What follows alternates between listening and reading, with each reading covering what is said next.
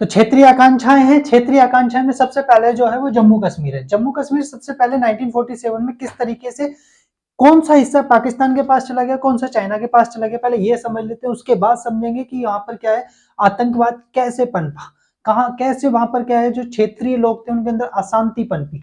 तो यहाँ पर ये समझते हैं कि जब 1947 इंडिया आजाद हुआ, उसके बाद जो जम्मू कश्मीर का ये जो पार्ट है, ये जो है गिल्गिस्तान, बाल्टिक गिल्गिस्तान जो है, ये पाकिस्तान के कंट्रोल में चला गया। और ये जो हिस्सा है, ये हिस्सा किसके नियंत्रण में आ गया, पीओके, पाकिस्तान के नियंत्रण में आ गया, पाकिस्तान ऑक्यूपाइड कश्मीर। और ये जो हिस्सा है, ये अक्साई चीन है, जो किसके कंट्रोल में चला गया, चाइना के। 1959 में उसने अपनी आर्मी के थ्रू क्या कर लिया था, कब्जा कर लिया था। 62 का वॉर इसी के पीछे हुआ था, ठीक है। नेक्स्ट नंबर पे ये हिस्सा इंडिया के पास है, और इसमें भी क्या है, इंडिया ने इसको क्या है, 2 यूटी में अभी बदल दिया है, ठीक है। 2019 सुना ही होगा, जम्मू कश्मीर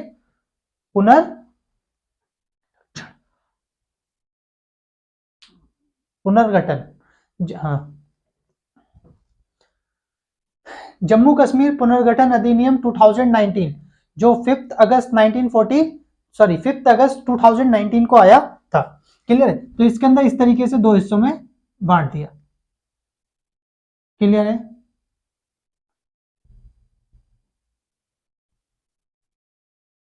ये लद्दाख है, और ये आपका क्या है, कश्मीर, जम्मू एंड कश्मीर। क्लियर है, जम्मू एंड कश्मीर ये पार्ट है। तो इंडिया के पास ये वाला हिस्सा है, ठीक है। इसमें भी क्या है, ये जो ट्रांस कराकोरम सेक्टर है, ठीक है, या ट्रांस कराकोरम ट्रैक, ठीक है, इसे क्या है, 1963 के अंदर पाकिस्तान ने किसको दे दिया, चाइना को दे दिया, ठीक है। सिनो पाकिस्तान एग्रीमेंट 1963 के तहत, जिसके अंतर्गत चाइना ने एक फैसिलिटी दी, मतलब एक जो सुविधा ये पाकिस्तान को दी कि उसके इस प्रदेश को मान्यता दे दी कि हम मानते हैं ये पाकिस्तान का पार्ट है, कोई डिस्प्यूटेड क्या है, एरिया नहीं है, ठीक है। तो ये पाकिस्तान को मदद मिल रही थी, इसलिए उसने क्या किया, जो ट्रांस कराकोरम सेक्टर है उसको किसको दे दिया, चाइना को दे दिया। तो ये 2 चाइना के पास हिस्से हैं, ये 2 पाकिस्तान के पास है, और ये हिस्सा इंडिया के पास है। तो अब जो विवाद हुआ है वो इसके अंदर क्रिएट हुआ है। क्लियर है। तो पूरे, अगर ये यहां पर हमने क्या लिखा भी था, ठीक है, कुल जम्मू कश्मीर का जो क्षेत्रफल है वो 2,22,000 किलोमीटर के लगभग है। क्लियर है। जिसके अंदर जो बाल्टिक गिल्गिस्तान है, ठीक है, वो 72,000 किलोमीटर लगभग है। क्लियर, ये वाला हिस्सा। और ये जो पीओके है वो करीबन 13,000 किलोमीटर क्या है। क्लियर हो गया। नेक्स्ट नंबर पे अक्साई चीन जो उसने ले लिया कब्जे में, वो 38,000 किलोमीटर ले लिया, 38,000 किलोमीटर एरिया अक्साई चीन में ले लिया। और जो ये क्या है, सिनो पाकिस्तान एग्रीमेंट 1963 के तहत 5,200 किलोमीटर उसने ये ट्रांस कराकोरम ट्रैक ले लिया। क्लियर हो गया। तो ये 2 हिस्से चाइना के पास, ये 2 एरिया पता चल गया। इंडिया के पास जो एरिया है वो कितना बचा, 1,01,000 किलोमीटर के लगभग, जिसके अंदर लद्दाख जो है वो 59,000 किलोमीटर के लगभग है। और जो लद्दाख जम्मू कश्मीर है वो करीबन कितना है, तो 42,000 किलोमीटर के लगभग है। क्लियर हो गया। अब समझते हैं अंदर की राजनीति, ठीक है। राजा जो हरि सिंह थे, ठीक है, इसको थोड़ा सा रफ कर लेते हैं ना, हाँ, ठीक है।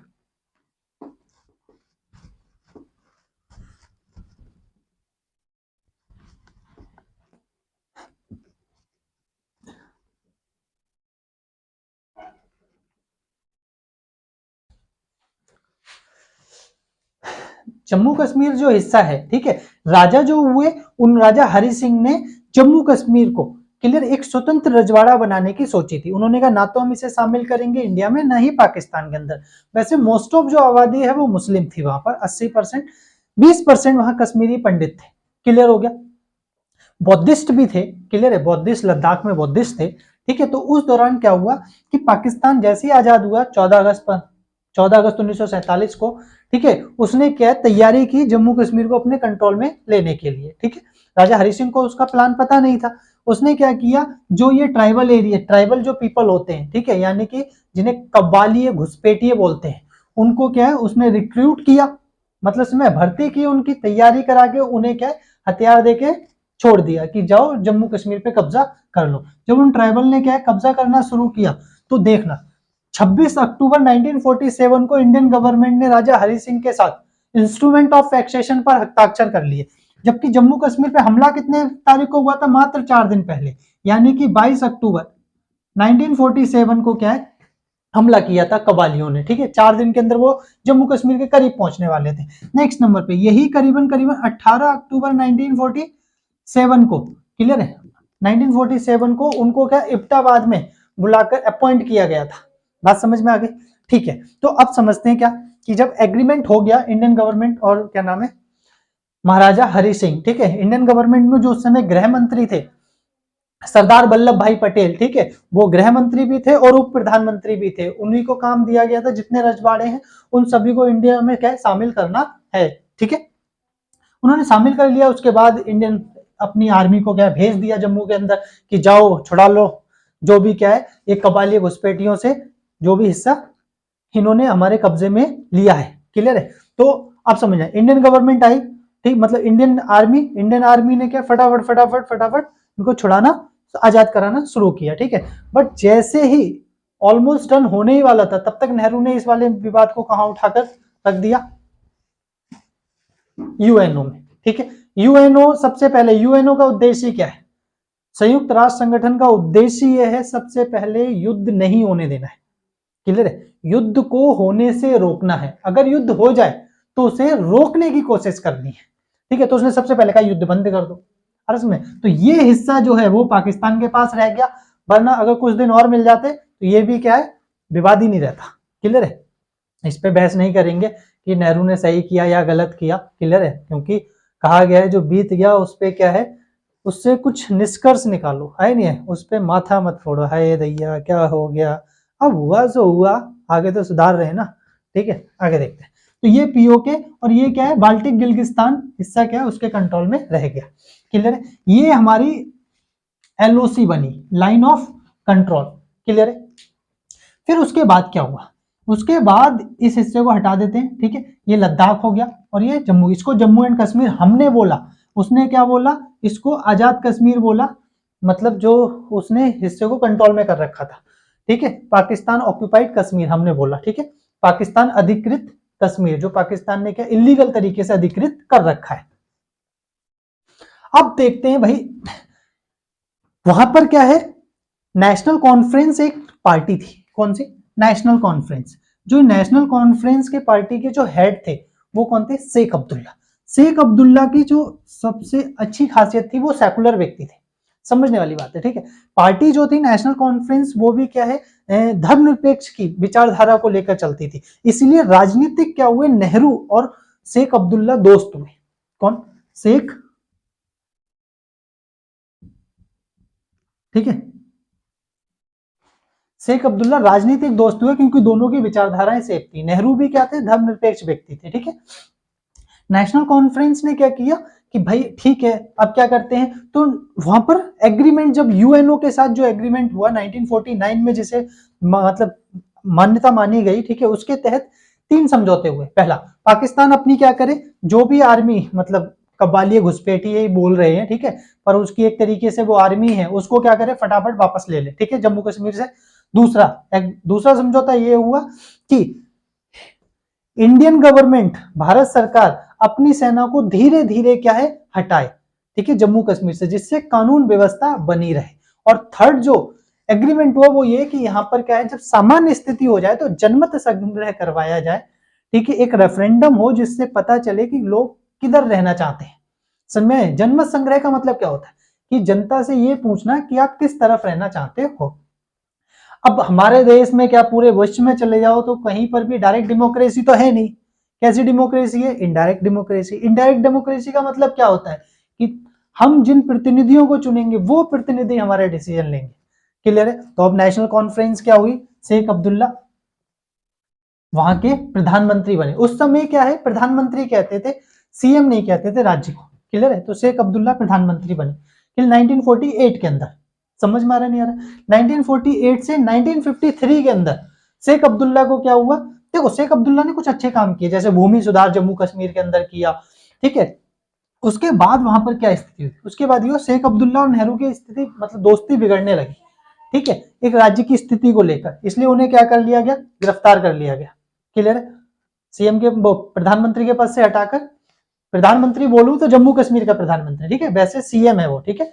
1965 के अंदर प्रधानमंत्री कानून में परिवर्तन किया गया वहां के जम्मू कश्मीर में, उनका एक खुद का संविधान था जिसमें ये चेंजेस किया गया कि अब वहां का जो मतलब सीएम होगा, अब उसे प्रधानमंत्री नहीं बोलेंगे, सीएम बोलेंगे, chief minister. Clear, chief minister, clear हो गया। आगे देखते हैं। अब यहाँ पर जो शेख अब्दुल्ला था, ठीक है, जो शेख अब्दुल्ला, उसको हाउस अरेस्ट कर लिया गया, गिरफ्तार कर लिया गया, ठीक है। और उसके बाद इंडियन गवर्नमेंट ने ही क्या किए, यानी कि आईएनसी, इंडियन नेशनल कांग्रेस ने वहां पर मतलब इलेक्शन करवाए, मतलब वोट कर वो चुनाव कराए। चुनाव के अंदर खास जनमत संग्रह नहीं मिला, जनता जो भी सरकार बनी वो अलोकप्रिय थी, ठीक है, उतना ज्यादा उसे क्या नहीं मिला, जन समर्थन नहीं मिला, उसके बावजूद भी सरकार चलती रही।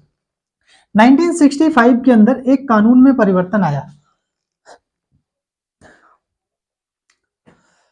1965 के तहत कानून में परिवर्तन किया जम्मू कश्मीर में, जिसमें वहां के प्रधानमंत्री को क्या, अब प्रधानमंत्री ना बोलकर चीफ मिनिस्टर बोलेंगे। और जो पहले चीफ मिनिस्टर हुए वो कौन, गुलाम मोहम्मद सादिक।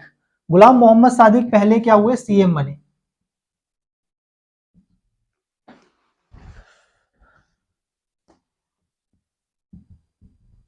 गुलाम मोहम्मद सादिक, क्लियर हो गया,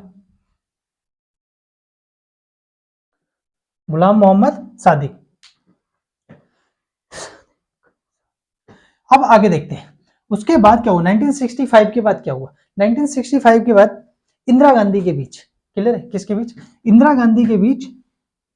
अब देखो हम वॉर का जिक्र नहीं कर रहे हैं, ठीक है, क्योंकि यहां पर क्या है, दो इशू कर लेते हैं, ठीक है। यहाँ दो इशू हुए, एक तो इंटरनल, वहां की जनता के बीच में जो विवाद क्रिएट हुए वो दो तरीके के हुए। पहला ये कि राज्य के अंदर के लोगों का विचार, जो जो स्पेशल स्टेटस दिया गया जम्मू कश्मीर को, उसको लेकर लोगों की विचारधारा क्या थी।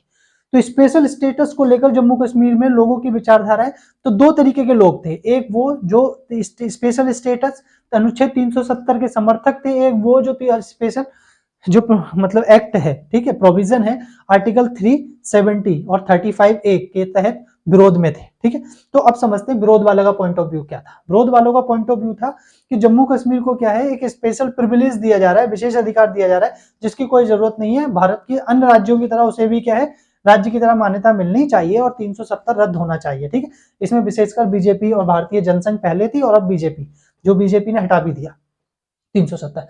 नेक्स्ट नंबर पे, और दूसरी जो विचारधारा है, ठीक है, वो जब अधिकतर क्या जम्मू कश्मीर के ही लोगों की है। पहला उन्होंने ये कहा कि उनकी तीन मतलब मांगे थी, ठीक है, यानी कि तीन उनकी प्रॉब्लम थी, समस्याएं, ठीक है, जिन्हें वो कहते थे कि ये हल होनी चाहिए। पहले ये उनका पहला ये मानना ये था कि जम्मू कश्मीर में जिस तरीके का लोकतंत्र चल रहा है, ठीक है, यानी जैसा पूरे इंडिया में लोकतंत्र है वैसा ही पूरा लोकतंत्र इंडिया में भी क्या वो जम्मू कश्मीर में स्टैब्लिश होना चाहिए, स्थापित होना चाहिए। दूसरा उनका मानना ये था कि जनमत संग्रह कराने की बात सरकार ने की थी, जनमत संग्रह सरकार ने नहीं कराया, ठीक है। तीसरी उनकी बात ये थी कि क्या नाम है, अब मान के चलो कि जो 370 में संविधान में जो विशेष अधिकार दिए गए हैं, वास्तव में वो विशेष अधिकार नहीं दिए जा रहे हैं, क्लियर है, तो ये समस्या थी, ठीक है। अब उसके बाद क्या है, उसके बाद इशू ये आया जो स्पेशल प्रोविजन दिए जा रहे हैं, पर 1964 के अंदर जो सीएम बने, अब समझने वाली बात है, ठीक है, आईएनसी के सपोर्ट से बने, ठीक है, यानी इंडियन नेशनल कांग्रेस के सपोर्ट से सीएम बने।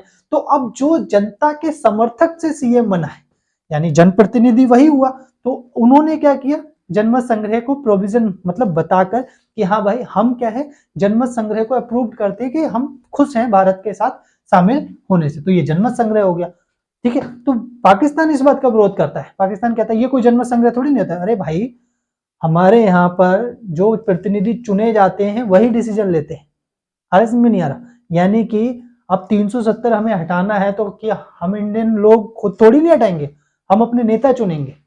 हमने नरेंद्र मोदी को चूज किया, उन्होंने उस प्रोविजन को हटाया, इसका मतलब क्या, ये जनमति था, यानी ये लोगों का ही विचार था कि भाई 370 हटाओ, क्लियर है? इसकी वजह से आर्मी के लोग बड़े पैमाने पर मर रहे हैं जम्मू कश्मीर में, ठीक है। वहां की जनता को भी आतंकवाद का सामना करना पड़ रहा है, ठीक है। उनमें कुछ लोगों को विद्रोही बनाया जा रहा है, ठीक है। तो इन वजहों से हमने क्या किया, 370 हटाने के लिए वोट डाला, ठीक है। अब ये थोड़ी ना हम खुद 300 पार्लियामेंट पहुंचेंगे सारे 140 करोड़ लोग, है ना, और उसके बाद कहेंगे 370 हम हटाएंगे। हम अपने प्रतिनिधि चुनेंगे ना, तो इसी वजह से क्लियर हो गया। अब उसके बाद क्या हुआ, उसके बाद नहीं, अब समझना, दो तरीके की समस्याएं जम्मू कश्मीर को झेलनी पड़ी। पहली एक्सटर्नल, यानी जम्मू कश्मीर के लोगों को, ठीक है। अब वहां देखो समस्याएं किस किस को झेलनी पड़ी। एक तो आर्मी को, क्योंकि आर्मी के लोग भी बड़े पैमाने पर मर रहे थे, कि जब लड़ाई होगी तो उसके अंदर, ठीक है। अब वो लड़ाई किनके बीच थी, एक तो आतंकवादी, और वहीं की जो जनता विद्रोही हो गई थी, अरे समझ नहीं आया, यानी कि एक मिलिटेंट हो गए थे, उग्रवादी, ठीक है। आतंकवादी नहीं बोल रहा हूं, उग्रवादी समझ में, जो मांगों को लेकर वो हो जाते हैं। वैसे आतंकवादी बाहर के लोगों को बोलेंगे, ठीक है, अपने देश के लोगों को आतंकवादी नहीं बोलना चाहिए, ठीक है, जब तक वो प्रूफ ना हो जाए कि आतंकवादी है। अगर है तो बिंदास बोलना चाहिए, इसमें कोई शक नहीं है, क्लियर है। पर ऐसे बोलेंगे कि वो उस राज्य के लोग आतंकवादी हैं, तो उन राज्य के लोगों को कितना बुरा लगेगा। अरे समझ यार, हम सारे तो नहीं है ना, तुम पर्टिकुलरली जिसको पता कर लो कि ये है, उसको बोलो, बिंदास बोलो। अरे समझ नहीं, चलो ठीक है। फिर उसके बाद देखते हैं 1975 के अंदर इंदिरा गांधी और शेख अब्दुल्ला के बीच समझौता हो गया, ठीक है, और उन्हें क्या है, छोड़ दिया गया, ठीक है। 1975 के अंदर इलेक्शन में वो जम्मू कश्मीर के, मतलब जम्मू कश्मीर को पुनर्जीवित किया उन्होंने, इलेक्शन लड़े, जीत गए, और उसके बाद 1982 तक वहां के सीएम रहे। उसके बाद उनकी डेथ हो गई। फिर उनका बेटा आया, शेख अब्दुल्ला का बेटा कौन था, फारूक अब्दुल्ला, फारूक अब्दुल्ला, ठीक है। अब फारूक अब्दुल्ला 1982 के अंदर सीएम बन जाते हैं, ठीक है, जब इनके पिता की डेथ हो जाती है, ठीक है। नेशनल कॉन्फ्रेंस थी, ठीक है। फिर 1989 के अंदर, ध्यान देना, यहां पर एक संगठन निकलता है, ध्यान देना, यहां पर 1989 के अंदर नेशनल कॉन्फ्रेंस से एक संगठन निकलता है, Awami national conference. Awami national conference, उसे कुछ टाइम के लिए सत्ता हाथ में मिलती है, और वही संगठन बड़े पैमाने पर, मतलब 1989 के अंदर बड़े पैमाने पर वहां पर एक तरीके से आतंकवाद फैल जाता है, ठीक है। वहां के लोगों में अलगाववाद की भावना आ जाती है, एक ऐसी भावना जिसके तहत वो कहते हैं कि हमें क्या है, मतलब एक कश्मीरियत, जिसे वहां के लोग कश्मीरियत कहते हैं, ठीक है। यानी कि ना हम पाकिस्तान में शामिल नहीं होना चाहते, अरे सुनो, हम एक अलग स्टेटस चाहते हैं, बात समझ में ही नहीं है, उसे वो कश्मीरियत, हुरियत बोलते हैं। तो वहां पर आतंकवाद फैला, जिसमें उन्होंने क्या है, बड़े पैमाने पर कश्मीरी पंडितों को टारगेट किया। अब यहां समझने वाली बात है, ये तो वो किस्सा है जो जान रहे हैं, अब वो किस्सा बताते हैं जहां से पाकिस्तान इन्वॉल्व हुआ, ठीक है। पाकिस्तान 1989 के अंदर, आप समझने वाली बात है, 1979 से लेकर 1989 के अंदर अफगानिस्तान में एक एक्टिविटी हो रही थी, अगर याद हो तो, आ रहा है नहीं आ रहा, ठीक है। ओहो शिट,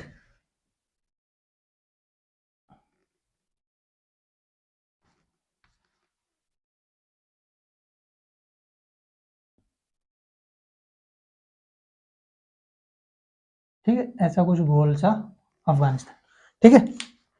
तो यहां पर एक एक्टिविटी हो रही थी, और वो एक्टिविटी एग्जैक्ट क्या थी, समझने वाली बात है।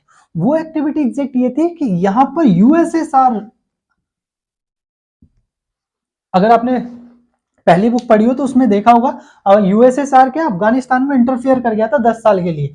तो अमेरिका यूएसएसआर को हराना चाहता था, इसलिए वो पाकिस्तान को फंडिंग कर रहा था, पैसा दे रहा था बिलियन डॉलर में, ठीक है, कि यूएसएसआर को अनस्टेबल करो, अफगानिस्तान से भगाओ।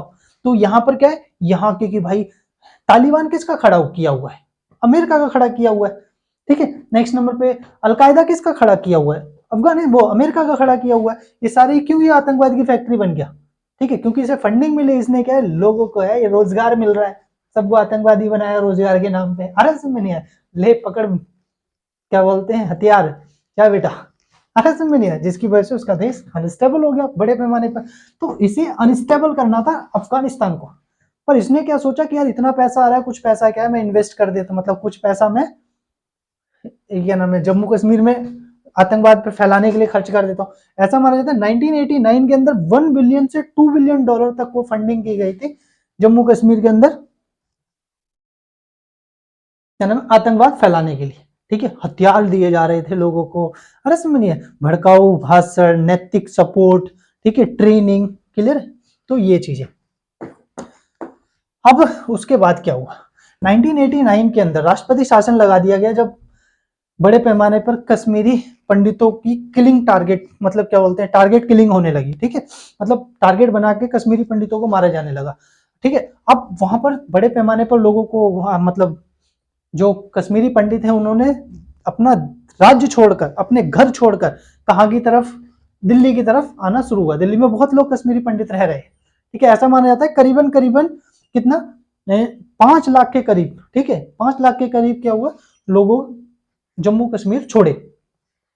अब आगे समझते हैं, ठीक है। उसके बाद क्या हुआ, उसके बाद 1989 के बाद, कब के बाद, 1989 के बाद वहां पर अनस्टेबल का दौर रहा 1999 तक, क्लियर, 1999 तक ये स्थिति रही, ठीक है। इसी बीच क्या हुआ कि फारूक अब्दुल्ला, ठीक है, फारूक अब्दुल्ला 2002 तक सीएम रहे, क्लियर है, कब तक, 2002 तक, ठीक है। फिर 2002 में इलेक्शन हुआ, क्लियर, और 2002 में जब इलेक्शन हुआ तो पीडीपी चुनाव जीत गई, क्लियर है, 2002 पीडीपी, हाँ PDP, Pakistan, sorry, People's Democratic Republic, PDP, People's Democratic, PDP, ठीक है, उस पार्टी का नाम क्या है, पीडीपी, ठीक है, जिसके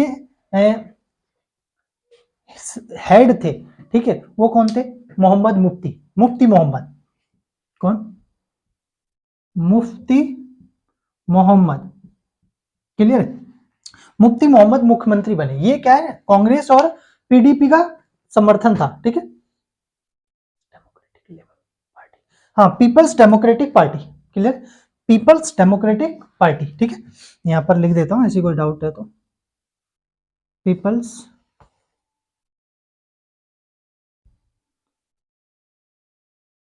डेमोक्रेटिक पार्टी, क्लियर। आईएनसी के साथ इसने क्या कर लिया, कांग्रेस के साथ गठबंधन किया, तो 2 साल तक तो, सॉरी 3 साल तक तो पीडीपी के रहे, और 2 साल जो रहे वो कौन रहे, गुलाम नबी आजाद, क्लियर।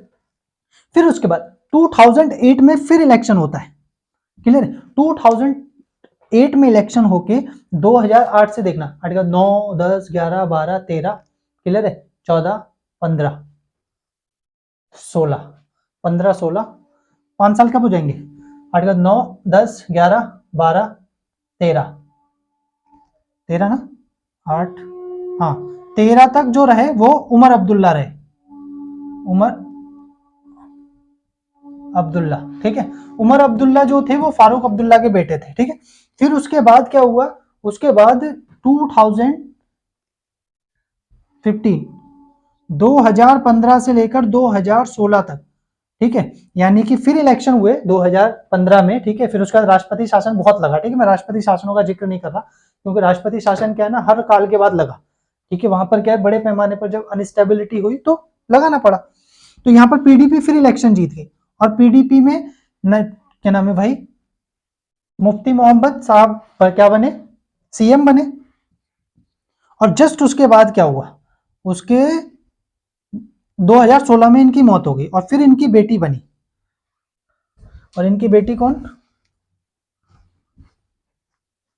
महबूबा मुफ्ती,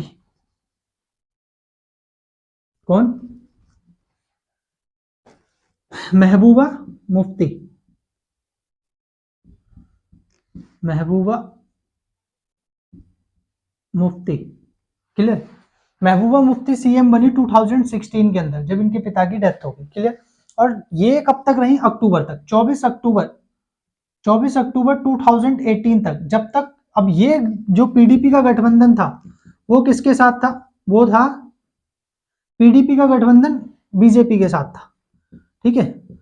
तो भाई बीजेपी को तो 370 हटानी थी, आप समझते हैं, बीजेपी ने भी अपना प्लान बना रखा होगा, आरएस में नहीं आ रहा, उन्होंने सोचा होगा कि यार क्या करें, अभी वहां पर किसी एक पार्टी को तो क्या नहीं मिल रहा, बहुमत मिल नहीं रहा है, ठीक है। तो बीजेपी ने क्या है, पीडीपी को गठबंधन मतलब समर्थन दे दिया। एक चीज नोटिस करना, जो सेंटर में गवर्नमेंट रहती थी वही बड़े पैमाने पर क्या स्टेट के अंदर, यानी जम्मू कश्मीर के अंदर गठबंधन सरकार बनाती थी, क्लियर। क्योंकि जम्मू में हिंदू हैं। अरे समझ नहीं, जम्मू में हिंदू हैं, लद्दाख के अंदर क्या नाम है मुसलमान जो हैं वो 30% है, क्लियर है।